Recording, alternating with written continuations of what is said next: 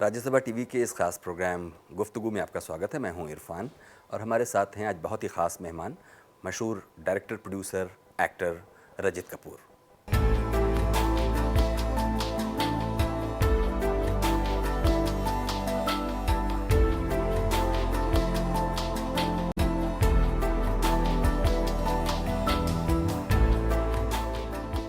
Rajit Kapoor theatre, film और television के बेहद मंजे हुए कलाकार हैं। रजित कपूर उन गिने चुने कलाकारों में से हैं जिन्होंने थिएटर और फिल्म में अभिनय के दम पर अपनी एक अलग पहचान बनाई। टीवी सीरियल ब्योमकेश बख्शी में ब्योमकेश बख्शी का किरदार निभाकर घर घर में मशहूर हुए रजित कपूर फिल्म द मेकिंग ऑफ महात्मा में अपने दमदार अभिनय के लिए राष्ट्रीय फिल्म पुरस्कार से भी सम्मानित हो चुके हैं।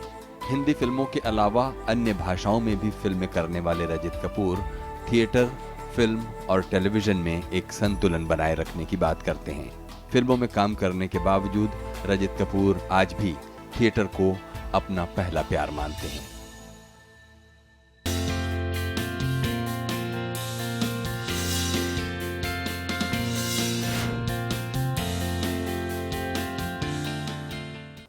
रजित जी, स्वागत है प्रोग्राम में। बहुत शुक्रिया मुझे यहाँ बुलाने के लिए। हमें बताइए कि ये जो थिएटर में, सिनेमा में ये जो शुरुआत हुई आपकी, वो कहाँ से हुई? शुरुआत तो स्कूल से, पाठशाला से, बचपन से। जब स्कूल में ही था तो स्टेज के प्लेटफॉर्म पर चढ़ के कुछ भी करना, चाहे वो गाना बजाना, नाचना, एलिक्यूशन, डिबेट्स, शायद तब से ही मेरे रगों में कुछ घुल मिल सा गया है। आपने स्कूल कहा, ये स्कूल कहाँ था? आपका जन्म कहाँ हुआ?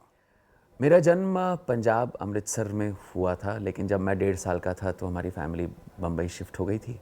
उसके बाद चाहता तो था मैं कि एक्टिंग करूं। मुझे याद है कि नेशनल स्कूल ड्रामा का फॉर्म मंगाया था मैंने, लेकिन घर पे हलचल मच गई थी तो फाड़ के फेंक दिया मैंने। I come from a business family. Business family में होने के साथ साथ एक तरह की जिम्मेदारी जुड़ जाती है। तो अगर बिज़नेस को आगे बढ़ाना था तो मैंने कहा चलिए फिर बीकॉम करते हैं। तो बीकॉम की बम्बई में, सिडनम कॉलेज में। लेकिन थिएटर का जो कीड़ा था वो तो लग चुका था, तो वो आज भी लगा हुआ है। देखिए, थिएटर में आने के लिए आपको अगर ग्रेजुएशन करना है तो नेशनल स्कूल ऑफ ड्रामा ही एक अल्टीमेट जगह मानी जाती है, और आपने कहा कि वो हो नहीं पाया, फॉर्म भी आपने फाड़ कर फेंक दिया।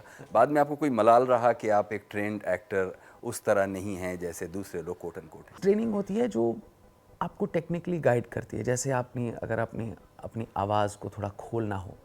अब मैं क्योंकि कॉलेज में गाता था तो ऑटोमेटिकली मैंने हारमोनियम सीखना शुरू कर दिया, तो उस तरह का जो रियाज़ था वो थोड़ा बहुत बैठ गया था। मैं एलिक्यूशन करता था तो आवाज़ खोलने का मौका मुझे मिल गया था। लेकिन अलग अलग तरीके मुझे अपनाने पड़े अपने आप की काबिलियत में रंग डालने के लिए, यू नो। तो वो शायद उस डिसिप्लिन द्वारा नहीं हो पाई जो कि शायद किसी इंस्टीट्यूशन में हो जाती अगर मैं उनका हिस्सा बनता तो। ये कॉम्प्लेक्स रहा कभी कुछ समय तक? कॉम्प्लेक्स तो नहीं, लेकिन बात आपके मन में कुछ, वो 2-3 साल थे जहाँ ये बात मेरे मन में मतलब गूंजती रहती थी। फिर आपने इसे कैसे विनोवर किया, या फिर ये देख करके जो ट्रेंड हैं वो भी कोई ऐसा कमाल नहीं कर रहे हैं जो कि आप बिना सीखे वो कमाल कर रहे हैं? दोनों चीज़ का मिश्रण है। ये नहीं है कि जो ट्रेंड होके आते हैं उनकी काबिलियत कोई मतलब किसी खास ऊंचाई पर होती है। आप अपने आप कितना अब्जॉर्ब करते हैं उस पर भी काफ़ी चीज़ें निर्भर है। शुरुआती जो नाटक थे आपके, वो अगर उन्हें याद करें तो कौन कौन से ऐसे नाटक थे जिनमें आप लगातार ग्रो कर रहे थे? आपके सामने नए चैलेंजेस थे एक्टिंग के टर्म्स में अगर देखें तो? मतलब स्कूल के बाद कॉलेज में काफ़ी नाटक हमने किए थे। एक अंग्रेज़ी था, नाइट ऑफ जनवरी 16th। एंटिगनी को हिंदी में इस लड़की ने किया था जिसका मैं हिस्सा बना था। फिर डायरी ऑफ एन फ्रैंक, काफ़ी हद तक अंग्रेज़ी में किए थे नाटक जब मैं कॉलेज में था। स्कूल में तो खैर हम लोग खुद अपने नाटक लिखते भी थे, अंग्रेज़ी में भी और हिंदी में भी। तो हिंदी नाटक मैं स्कूल में खुद लिखता था। लेकिन कॉलेज के बाद जब एमेचर थिएटर या प्रोफेशनल थिएटर की ये तो कुछ हद तक मैंने ज़्यादातर अंग्रेज़ी में काम किया। हिंदी नाटक का सिलसिला काफ़ी बाद में शुरू हुआ। ईला अरुण जी के साथ एक शो किया था जो कि राजस्थानी डायलेक्ट में था और गाना बजाना भी था उसके साथ। उसका नाम है जमीला बाई कलाली। तो उसके लिए मुझे वो राजस्थानी लहजा सीखना पड़ा। अंग्रेज़ी में एक नाटक है लव लेटर्स, जो कि आज हमें 20 साल हो गए और आज भी मैं करता आ रहा हूँ। तभी मैं बस ये कॉलेज के बाद हमने हमारा जो ग्रुप है जो हमने फॉर्म किया है रेज प्रोडक्शंस, ये नाटक हमने तब किया था जब हमने अपना ग्रुप नया नया फॉर्म करना चाहा था। और इसमें जो अजीब बात है, क्योंकि ये बस एक औरत और एक मर्द की कहानी है और उनके 55 साल बचपन से बुढ़ापे तक कैसे गुजरे और उनका जो कम्युनिकेशन है चिट्ठियों द्वारा, ये हम आज भी 20 साल के बाद कर रहे हैं। इसका हिंदी अनुवाद है तुम्हारी अमृता, जो फारूक साहब और शबाना जी आज भी करते आ रहे हैं। उन्होंने भी ये नाटक 20 साल पहले शुरू किया था और दोनों लगातार जारी है। वो अच्छा लड़का नहीं है, उसके बारे में लोगों की राय बहुत खराब है। उसके बारे में हमारी राय बहुत अच्छी है। खास बात यह है कि वो तुम्हारी तरह अपने अब्बाजान के इशारों पर है। इस नाटक का मुझ पर काफ़ी असर पड़ा। असर इन द सेंस, हर बार जब हम ये नाटक करते तो कुछ ना कुछ और नयापन खोजते हैं और वो मौका मिलता है इस नाटक में। तो नाटकों का ये सिलसिला चल ही रहा था कि फिर आपको फिल्मों की तरफ आना पड़ा। ये आना पड़ा, ये चॉइस था या कोई मजबूरी थी या एक्सीडेंट था, क्या आखिर? फिल्मों में तो जब हम कॉलेज में थे तभी इच्छा तो थी, वो अट्रैक्शन, एक तरह का आकर्षण था फिल्मों की तरफ, लेकिन समझ नहीं आ रही थी। बड़े फ़ोन घुमाए प्रोड्यूसरों के ऑफिस में, मुझे याद है फ़ोन घुमाने के बाद जाते भी थे, कुछ हुआ नहीं। और यही लव लेटर्स था जो श्री श्याम बेनेगल ने, जब ये नाटक जब हमने खोला उसके कुछ ही शोज़ बाद उन्होंने आके देखा और अगले दिन उनका मुझे फ़ोन आ गया कि हम एक फ़िल्म कर रहे हैं, आप फिल्म में काम करोगे तो आप मुझसे आके कल मिलिए। मैं गया, उन्होंने स्क्रिप्ट मेरे सामने रखी और इसे कहा पढ़ो और मुझे बता दो अगर तुम्हें करना चाहोगे। और ये कौन सी फिल्म थी? ये थी सूरज का सातवां घोड़ा। और सूरज का सातवां घोड़ा और- की अगर याद करें, हाँ जी आप कुछ कह रहे और मैंने वो स्क्रिप्ट पढ़ी तो मैंने कहा ये तो लीड रोल है। हैं।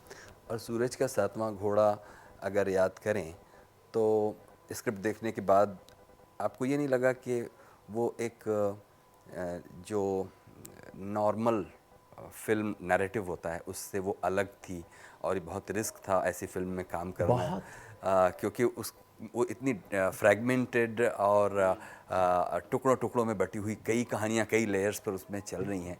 तो तब आपका ये ठीक था कि श्याम जी के साथ काम करना था, लेकिन ये तो एक बहुत बड़ा एक आपको ब्रेक मिल रहा था और एक ऐसी फिल्म में जिसकी कमर्शियल सक्सेस की कोई उम्मीद नहीं थी दूर दूर। मैंने कमर्शियल सक्सेस की तो बात बहुत दूर की थी, लेकिन के रैना जो मेरे सीनियर हैं जिन्हें मैं जानता था, उन्होंने मुझे नॉवल दी, उपन्यास दिया धर्म भारती जी का सूरज का सातवां घोड़ा। जब, और सिर्फ 100 पन्ने हैं उस उपन्यास में, मैंने जब नॉवल पढ़ी तो मैंने लगा यार ये फिल्म हम क्यों बना रहे हैं, इसे ना बनाएं तो बेहतर होगा, इसे ऐसे ही छोड़ दे, बिकॉज इतनी खूबसूरती के साथ इसके जो लेयर्स हैं जो बने हैं, इसे हम क्यों छेड़ रहे हैं। और मैंने के रैना से ये बात कही, उन्होंने मुझे कहा तुम्हारा काम है एक्टिंग करना, ये तुम्हारा काम नहीं है सोचना, ये फिल्म मेकर का काम है। तो मैं चुप हो गया। लेकिन मैं इतना कहूँगा कि फिल्म देखने के बाद मैंने श्याम बाबू से ये बात कही। मैंने कहा सर, जब आपने स्क्रिप्ट दी थी, जब मैंने नॉवल को पढ़ा, मुझे लगा ये फिल्म नहीं बननी चाहिए और क्यों बना रहे हम, लेकिन आपने जिस रूप से उस फिल्म को पेश किया है, कहानी और उपन्यास को इतनी करीबी से दिखाया गया है और उसका जो सिनेमेटोग्राफी जो उसकी है, अलग लेंसेज यूज़ करके, ये फिल्म आप बड़े पर्दे पर ही देखें तो बेहतर होगा।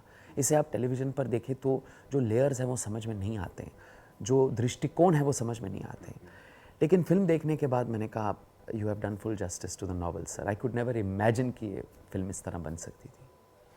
अभी वक्त है एक छोटे से ब्रेक का। ब्रेक के बाद हाजिर होंगे और बातें जारी रखेंगे मशहूर director, producer, actor Rajit Kapoor के साथ। और ब्योमकेश बख्शी मैंने सूरज का सातवां घोड़ा के पहले शूट की हुई थी। मतलब मेरे अंदर से वो कैरेक्टर मैंने निभाया था और मेरे हिसाब से मतलब मेरे it was out of my system. मेरा काम उसमें ख़त्म हो चुका था। ये तो बाद में जब वो एडिट हुआ और 1.5 साल के बाद जब उसका टेलीकास्ट हुआ तो वो काफ़ी पॉपुलर हुआ। इसका तो अंदाज़ा कभी था ही नहीं और सोचा ही नहीं था कि कि केमिस्ट जो मेडिकल शॉप है वो भी अपनी दुकान बंद करेगा एपिसोड देखने के लिए।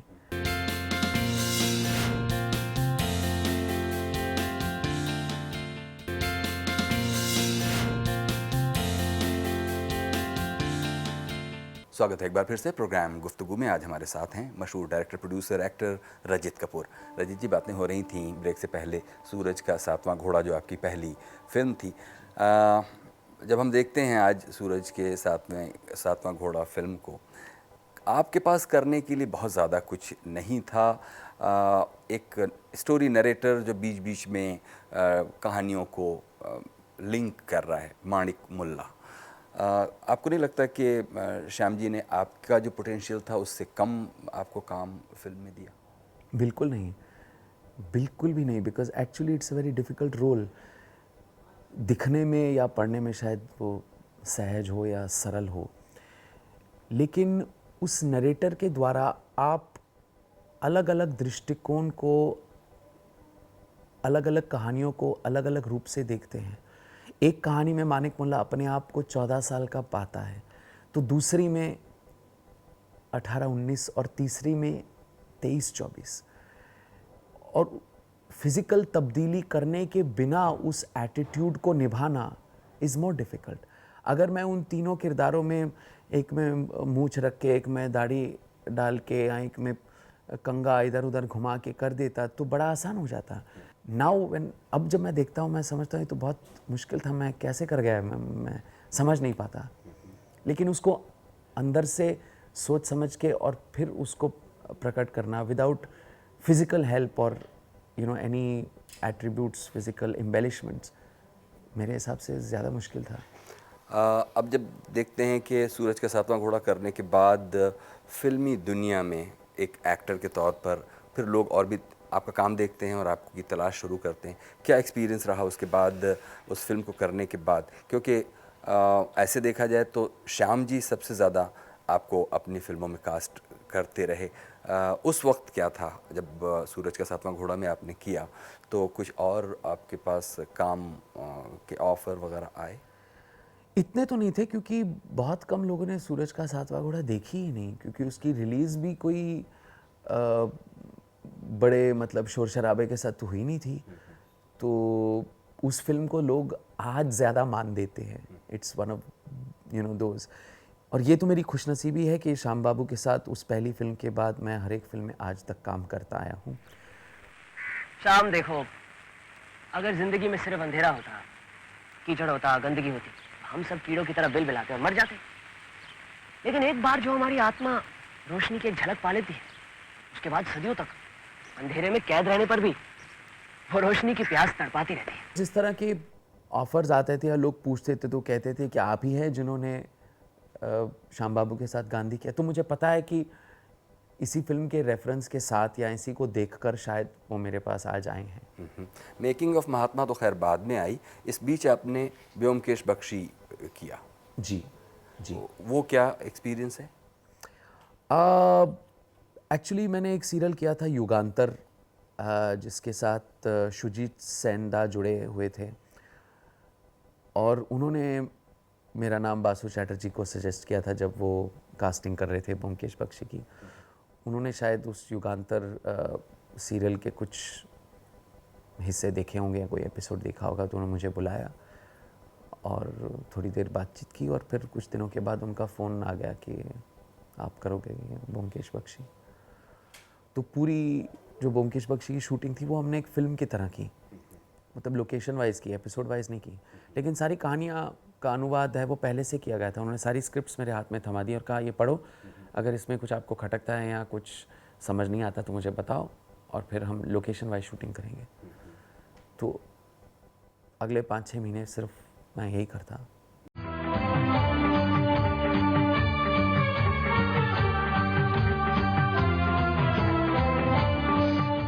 रात के करीब 2 बजे अक्षय मंडल हमारी जाल में आ फंसा। टॉर्च के एक ही वार से चारों खाने चित। कितना सोना मिला? 57 लोहे की डिबिया। हाँ? एक डिबिया में 2-2 सोने के बिस्कुट। हाँ? और हर एक बिस्कुट का वजन 50 ग्राम। अब अंदाजा लगाओ तो कितनी कीमत होगी है? जब ये ऑफ़र आपके सामने आया होगा तब आपने ब्योमकेश बख्शी क्या है जो परसीव किया होगा, और जब करने लगे तो दोनों में क्या फ़र्क आया? उसकी सरलता तो हमेशा ही उसका मतलब यूएसपी रहा है। और ब्योमकेश बख्शी मैंने सूरज का सातवां घोड़ा के पहले शूट की हुई थी। मतलब मेरे अंदर से वो कैरेक्टर मैंने निभाया था, और मेरे हिसाब से मतलब मेरे it was out of my system. मेरा काम उसमें ख़त्म हो चुका था।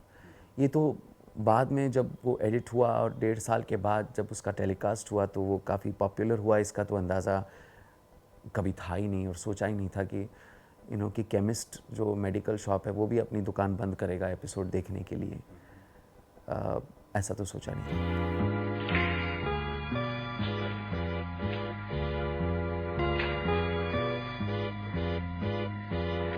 ये क्या है? विलायती कुसंस्कार का एक नमूना है। अगर दरवाजे के ऊपर घोड़े की नाल लगी हो तो धन प्राप्ति होती है। ये आपने लेना है? जी नहीं, ये तो अक्षय मंडल के जमाने से है। आइए।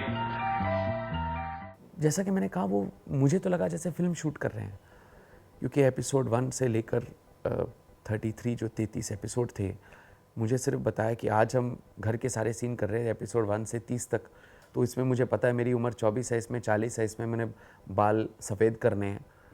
तो तब तो बार बार मुझे बाल हल्के सफ़ेद करने थे, अब मुझे काले करने पड़ते हैं।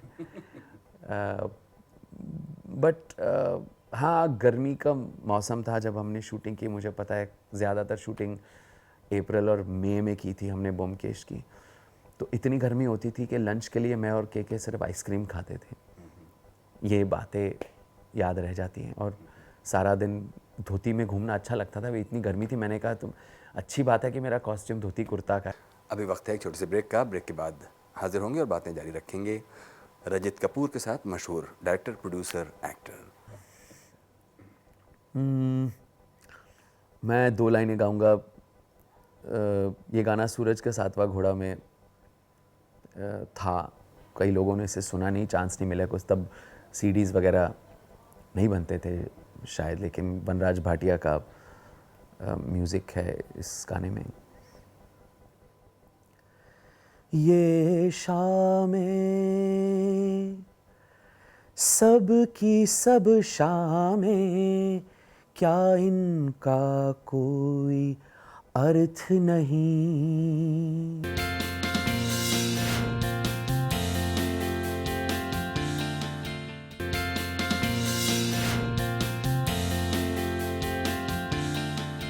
स्वागत है एक बार फिर से प्रोग्राम गुफ्तगू में। आज हमारे साथ हैं मशहूर डायरेक्टर, प्रोड्यूसर, एक्टर रजत कपूर। ये जो हम लोगों का फिल्म का कारोबार है, उसमें इतने बरसों से कुछ ऑफ बीट फिल्मों में ही आप काम करते रहे। एक जो कमर्शियल सक्सेस वाला जो मामला, जब उसको आप देखते हैं और अपने क्रिएटिव सेटिस्फैक्शन को देखते हैं, दोनों में कैसे आप एक ख़ुद को क्या जवाब देते हैं? पता नहीं इसका जवाब मेरे पास है या नहीं। अभी देखा जाए तो जब मैंने गुलाम फिल्म में काम किया था तो लोग ने कहा कि it is a big commercial success, जो कि हुई थी। लेकिन उसके बाद हर कोई ऑफ़र जो आया वो ये था कि आपको भाई का रोल करना है, लेकिन उसमें क्या करना है कोई कह नहीं पाता था, या स्क्रिप्ट मुझे दिखा नहीं पाता था, और मेरे लिए स्क्रिप्ट बहुत ज़रूरी थी।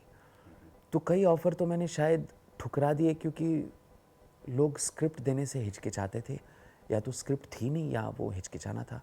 लेकिन मेरा जुड़ाव रंगमंच से हमेशा रहा है, तो और अगर मैं साल में 2-3 अच्छी फिल्में भी कर लूँ तो मेरे लिए तो काफ़ी है। बिल्कुल काफ़ी है, से मतलब ये है पैसों का इतना लालच तो कभी हुआ ही नहीं। अगर मुझे पैसे बनाने होते तो बहुत से टेलीविज़न सीरियल कर लिए होते अब तक, लेकिन उस तरह का जुड़ाव भी मेरे लिए नाखुशी को अपनाना है, क्योंकि मैं मतलब किसी टेलीविज़न सोप को मतलब 1 साल से वही चीज़ करना अपने आप को मतलब ज़ंग नहीं पकड़ना चाहता उस तरह के काम में। मुझे अपने आप को खुला रखना है, और मैं अपने आप को जब तक खुला ना रखूं तो अभिनय के दृष्टिकोण से, अभिनेता होने के कारण मैं अपने आप को आगे नहीं ले जा पाऊंगा। I won't grow as an actor. अगर देखें कि सेटिस्फैक्शन का, चूँकि आपके लिए कोई दूसरा ही क्राइटेरिया होगा, वो पैसा नहीं है, वो सिर्फ शोहरत नहीं है, बल्कि अपने काम में एक तरह से सेटिस्फैक्शन, वो मेरे लिए ज़्यादा नशीला है। काम चाहे 1 दिन का हो या 100 दिन का हो, ये मेरे लिए मायने नहीं रखता। बिल्कुल। और जब आप, क्योंकि देखिए जब आप प्रोफेशनल कंपल्शन में, हर आदमी का एक ऑक्यूपेशनल कंपल्शन होता है कि कोई काम आपको पसंद नहीं भी होता तो भी आप कई बार करते हैं, लेकिन अपने किए हुए, ख़ास तौर पर फिल्मों को अगर नज़र डालें, अपनी की हुई फिल्मों में से वो कौन सी फिल्में हैं जिनको आप अपने दोस्तों से भी कह के खुश हो लेते हैं कि ये मैंने की है? डेफिनेटली सूरज का 7वां घोड़ा में मुझे उस फिल्म पर बहुत गर्व है, पर वो गर्व के साथ कहता हूँ कि ये मैंने फिल्म की है। और तुम इस बात को मानने को तैयार नहीं? ऐसा न कहो, तुम्हारे प्यार ने ही मुझे सब कुछ दिया है।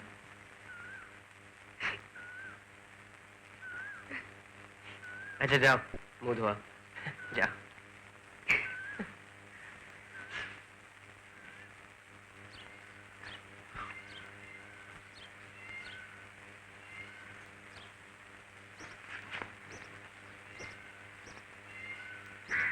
कुछ बात करो मानिक, जी बहुत घबरा रहा है। अच्छा चलो बातें करें।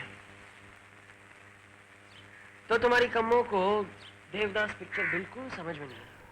हाँ, मेकिंग ऑफ महात्मा भी उसमें जोड़ा जाता है, क्योंकि इसी फिल्म के साथ मुझे नेशनल पुरस्कार भी मिला हुआ है। एक मलयालम फिल्म जो मैंने की थी, अग्निसाक्षी, मुझे बड़ा गर्व है उस फिल्म का मैं हिस्सा रहा हूँ। वो बड़ा अच्छा एक्सपीरियंस, बड़ा अच्छा अनुभव रहा था। ശരിയാ, ഞാൻ ഭ്രാന്തനാ. എല്ലാം ഉപേക്ഷിച്ച് ഈ പൊളിഞ്ഞ അമ്പലത്തിൽ വന്ന് കിടക്കുന്ന ഞാൻ ഭ്രാന്തനല്ലാതെ മറ്റാരാ? എന്റെ ഭ്രാന്ത് ഭക്തിയില, അനിയൻ്റേത് പണത്തിലും പ്രതാപത്തിലും, മറ്റു ചിലർക്ക് ദേശസേവനത്തിൽ. ഭ്രാന്തില്ലാതെ ഈ ലോകത്ത് ഒരു തലമുറയുണ്ടാകുമോ? ഭഗവാനെ, ഭക്തവത്സല, രക്ഷിക്കണേ. दीप्ति नवल जी के साथ अभी मैंने फिल्म की जो कि रिलीज़ हुई नहीं है, 2 पैसे की धूप, 4 आने की बारिश, बिकॉज़ वो सब्जेक्ट बड़ा हटके है और उन्होंने कहा था कि शायद कोई एक्टर ये रोल करना नहीं चाहेगा, तो आप करोगे? मैंने कहा ज़रूर करूँगा। बड़ा अच्छा लगा उस। ये क्या फिल्म है? ये फिल्म मनीषा कोइराला जी के साथ है, दीप्ति नवल की पहली फिल्म जो कि उन्होंने डायरेक्ट की है। किस बारे में है ये फिल्म? है तो रिलेशनशिप्स के बारे में, जहाँ एक औरत है वो एक प्रोस्टिट्यूट है, बच्चा है वो हैंडीकैप्ड है, और जो मर्द है, जो इंसान है, उसकी सेक्सुअल प्रेफरेंसेस कुछ और है, लेकिन फिर भी ये एक फैमिली, एक कुटुंब बसाना चाहते हैं, एक दूसरे के साथ रहना चाहते हैं। तो it's a story about relationships and but release नहीं हुई अभी। लड़की के साथ प्रॉब्लम है? हाँ? मतलब कभी किसी लड़की के साथ कुछ नहीं किया? दिल की सुनी राहों में दो अजनबी जैसे यूं ही मिले कभी ऐसे भी।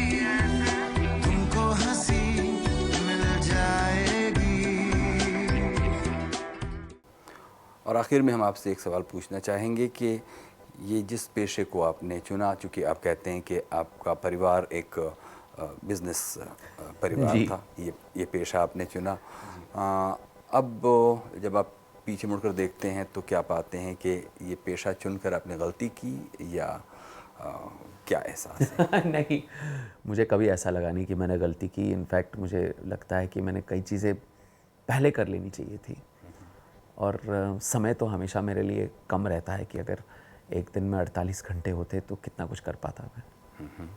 बीच में बातों बातों में आपने कहा कि आप स्कूल के दिनों में गाते भी थे। हमारे लिए आप एक गाना सुनाइए। Oh my God. मैं 2 लाइनें गाऊंगा। ये गाना सूरज का 7वां घोड़ा में था। कई लोगों ने इसे सुना नहीं, चांस नहीं मिला कुछ, तब सीडीज़ वगैरह नहीं बनते थे शायद, लेकिन वनराज भाटिया का म्यूज़िक है इस गाने में। ये शामें सब की सब शामें, क्या इनका कोई अर्थ नहीं, घबरा के उन्हें जब याद किया, क्या उन शामों का अर्थ नहीं, क्या उन शामों का अर्थ नहीं। ये शामें के तुम्हें जब याद किया, क्या उन शामों का अर्थ नहीं, क्या उन शामों का अर्थ नहीं।